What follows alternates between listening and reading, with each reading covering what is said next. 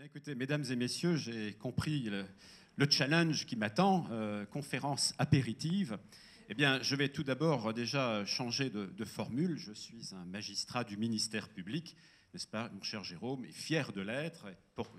J'aime porter haut la voix du ministère public à différentes échelles, que ce soit comme procureur de la République à Rouen, comme procureur général à Reims, et maintenant procureur de la République nationale, certes, mais procureur de la République de nouveau.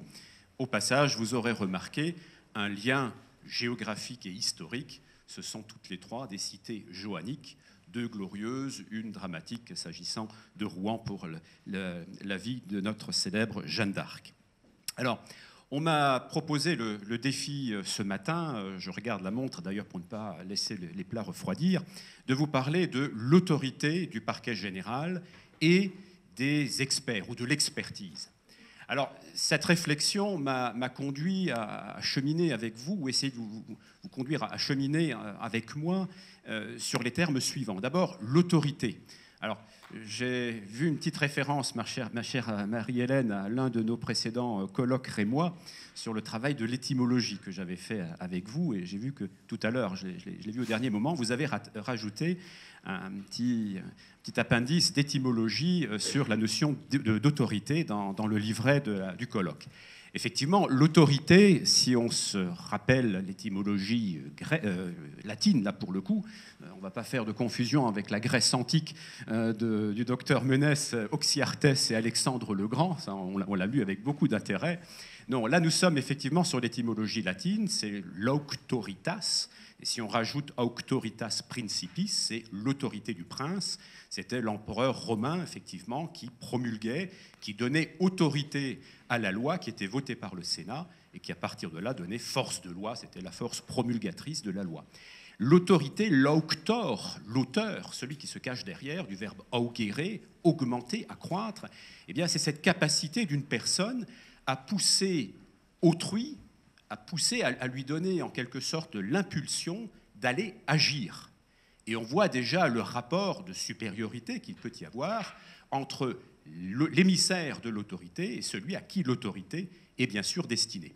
Alors quand on applique ce principe étymologique au ministère public, eh bien effectivement, j'allais dire, on est pile dedans, puisque le ministère public, le parquet, c'est bien sûr un rapport hiérarchique, donc un rapport d'autorité.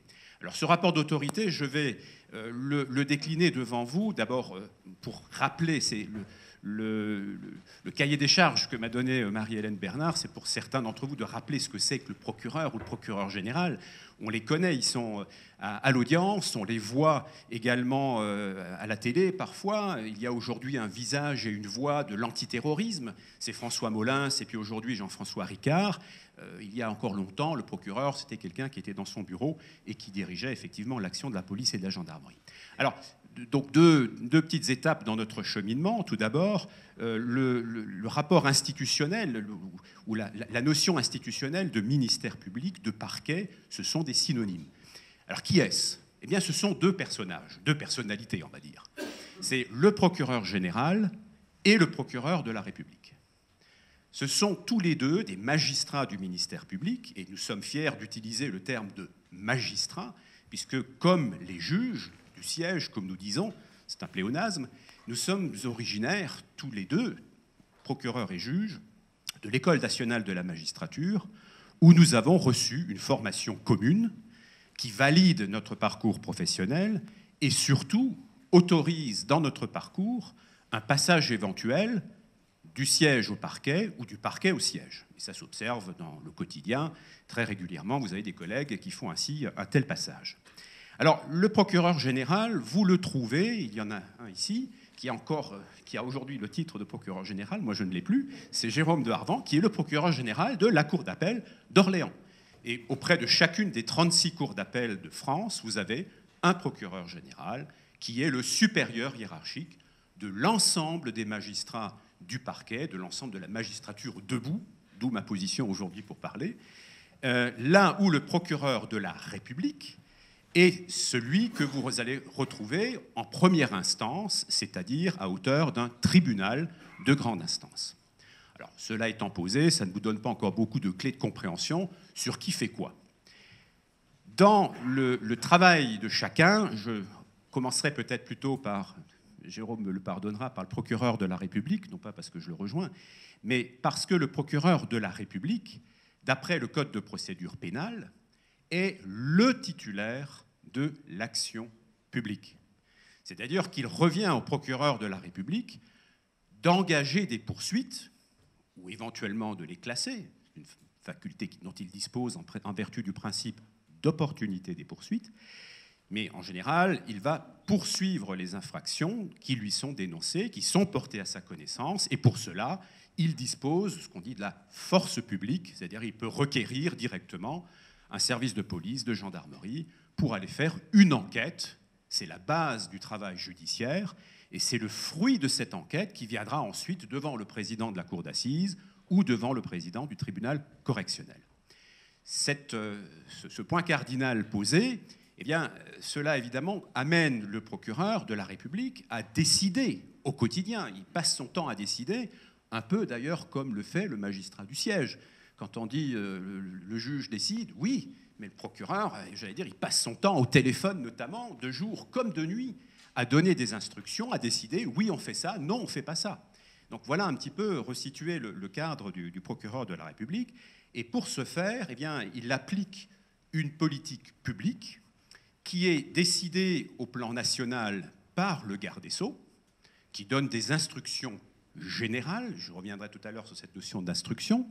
Il donne des instructions générales en disant, comme nous l'avons reçu récemment, attention, ce qu'on appelle aujourd'hui, sous un néologisme qui pour plusieurs raisons ne me plaît pas beaucoup, notamment étymologique, de féminicide, en tout cas les homicides de femmes et les homicides dans le milieu conjugal, ce qui me paraît beaucoup plus orthodoxe, eh bien, c'est une donnée aujourd'hui de la société. La garde des Sceaux, Madame Belloubet, a appelé notre attention sur ce phénomène en disant « Attention, il faut que les parquets se mobilisent ». Instruction générale, reçue par le procureur général, puisque c'est la voie hiérarchique, déclinée ensuite au plan local par le procureur de la République, qui va veiller évidemment à l'application de ces principes et surtout des instructions qui sont ainsi... c'est le fait d'appeler son attention qui a été le fruit des instructions qui viennent du garde des Sceaux. Donc à partir de ce moment-là, il appartient au procureur de mettre en place ce travail et au procureur général, vous l'avez compris, de superviser la façon dont ces instructions sont exécutées sur le terrain. Et c'est là que vous trouvez la fonction cardinale du procureur général qui, lui, ne dispose pas directement de l'exercice de l'action publique. Il ne peut pas signer un ordre de poursuite, ni même signer un ordre de classement directement. Il peut tout au plus le demander au procureur de la République, ce qu'il va faire, on le verra tout de suite, mais il lui appartient d'abord de veiller à ce que sur l'ensemble de sa région, puisque le procureur général d'Orléans a sous sa coupe plusieurs procureurs de la République avec leurs substituts, bien sûr, et il appartient au procureur général de veiller à ce qu'à Orléans ou à Montargis ou à Tours, la loi pénale soit appliquée non pas d'une façon uniforme, mais d'une façon uniformisée, c'est-à-dire qu'il y ait une coordination dans le travail de l'exercice de l'action publique. Ça, c'est le rôle du procureur général.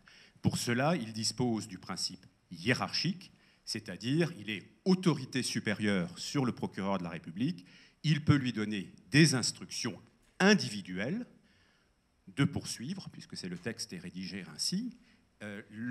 Ces instructions sont limitées aujourd'hui, et ça vous le savez, mais on ne le répétera pas suffisamment, surtout qu'il y a dans quelques jours un délibéré très important à la Cour de justice de l'Union européenne, où on est très attendu sur les mandats d'arrêt français.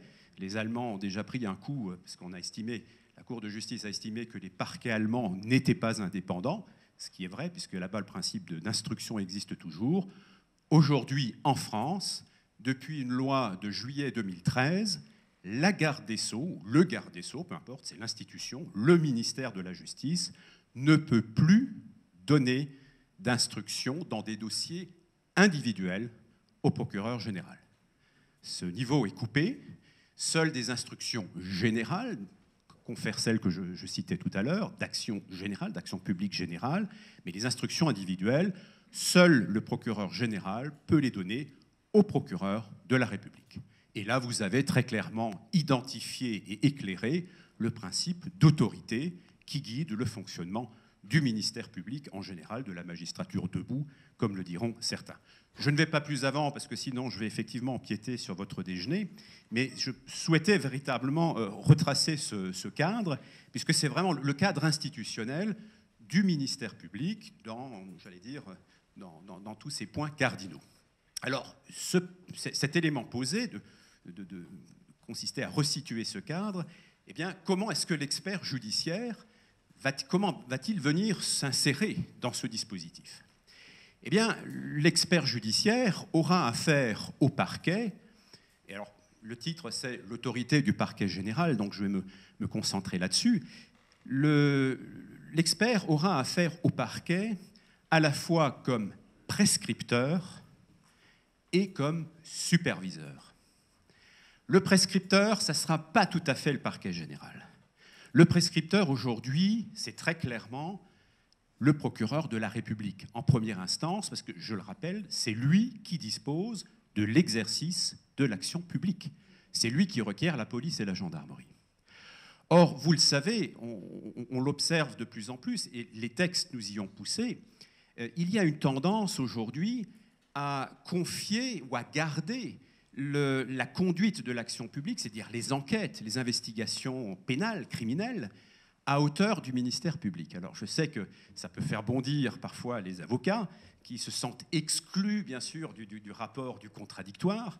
C'est pour ça que, prenant connaissance de mes nouvelles fonctions, je sais qu'au parquet national financier, il y a toute une phase d'ouverture du contradictoire qui est opérée, et c'est une bonne chose, parce que justement, on observe un décalage de ces dernières années et qui fait qu'aujourd'hui, au plan national, en France, d'autres pays ont déjà supprimé le juge d'instruction. Je ne milite pas du tout en ce sens-là, mais j'observe qu'aujourd'hui, 5%, 6% des affaires seulement viennent devant le juge d'instruction.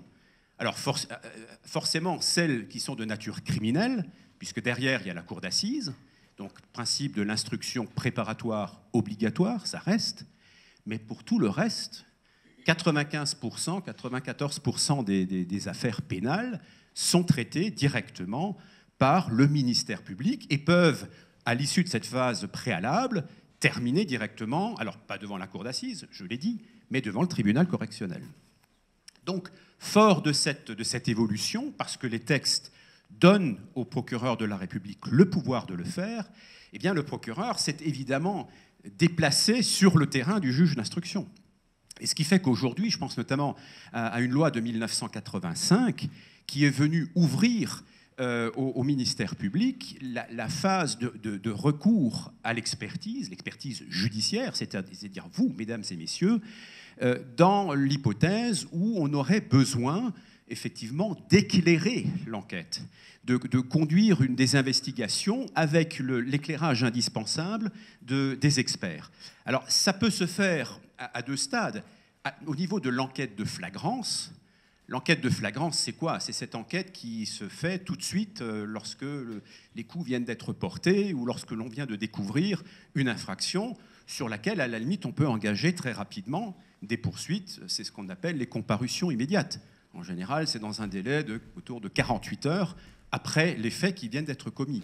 Eh bien, déjà dans ce stade-là, alors ça suppose évidemment une très grande réactivité, le parquet peut solliciter un expert pour apporter un éclairage. Alors ça sera nécessairement ponctuel, puisque vous le savez, c'est pas vous que je le dirai, en 48 heures, faire une expertise qui nécessite plusieurs mois, il y a forcément une incompatibilité. Donc c'est uniquement un regard complémentaire, technique, qui peut être demandé par le procureur à l'expert.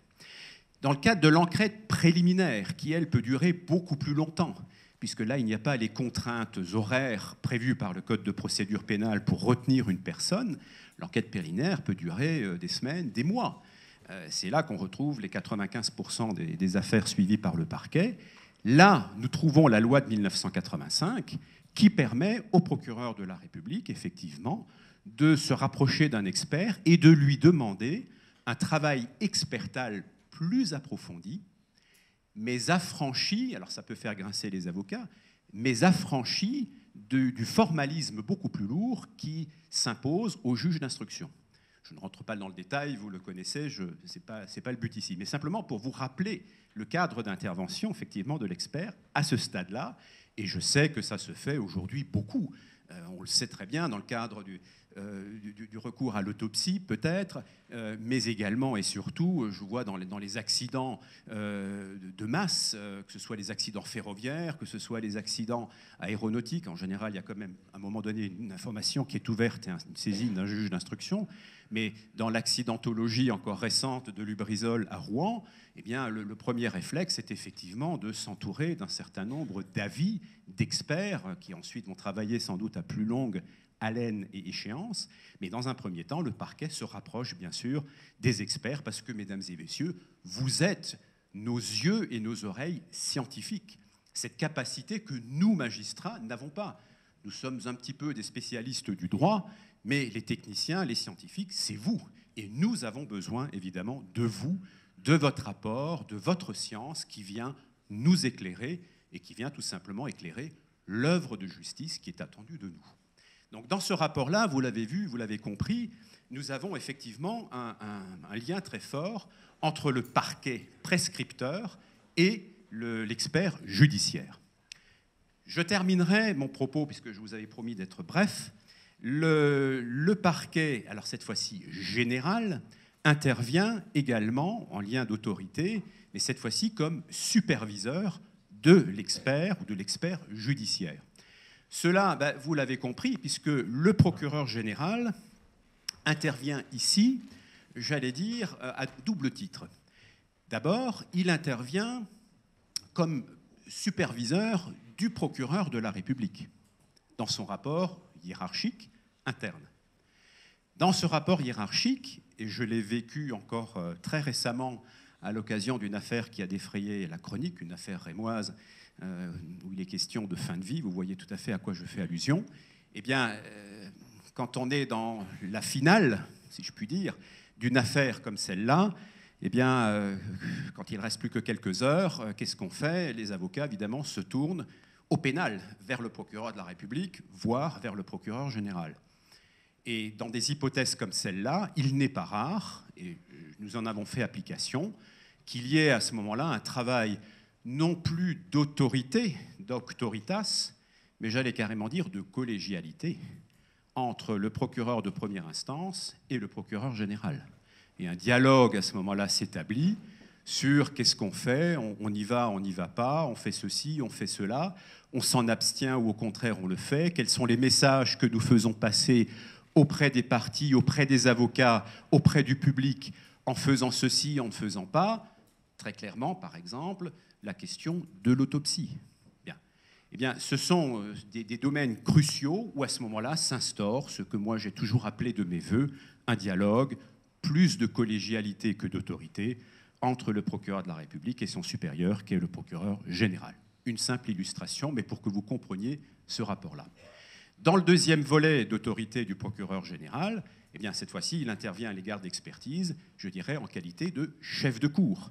Et là, à côté du procureur général, vous avez la première présidente de la Cour d'appel d'Orléans. Ça montre tout à fait la force du symbole, c'est-à-dire que les deux chefs de cour sont bien sûr les supérieurs hiérarchiques au terme de la supervision qui leur appartient d'exercer sur la liste des experts.